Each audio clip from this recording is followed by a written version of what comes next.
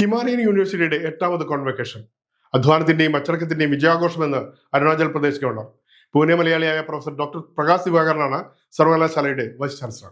Himalayan യൂണിവേഴ്സിറ്റിയുടെ 8ാമത് ബിരുദദാന സമ്മേളനം ഇറ്റാനഗറിലെ സർവകലാശാല ക്യാമ്പിൽ നടന്നു. Arunachal Pradesh governor lieutenant general Kaivalya Trivikram Parnaik ചടങ്ങിൽ മുഖ്യാതിഥിയായിരുന്നു. കോൺവെക്കേഷൻ ഒരു ഔപചാരിക ചടങ്ങല്ലെന്നും അധ്വാനത്തിന്റെയും അച്ചടക്കത്തിന്റെയും വിജയാഘോഷമാണെന്നും ഉദ്ഘാടന പ്രസംഗത്തിൽ ഗവർണർ പറഞ്ഞു.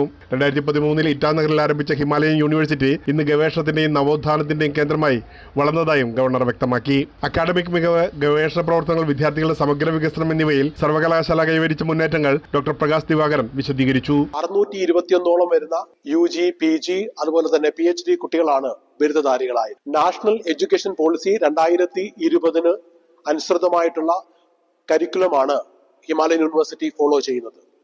റിസർച്ച് ഓറിയന്റഡും അതുപോലെ തന്നെ സ്കിൽ ഓറിയന്റഡുമായിട്ടുള്ള വിദ്യാഭ്യാസത്തെയും ഗവർണർ അഭിനന്ദിക്കുകയുണ്ടായി. മഹാരാഷ്ട്രയിൽ പൂനെ നിവാസിയാണ് പ്രൊഫസർ ഡോക്ടർ പ്രകാശ് ദിവാകരൻ.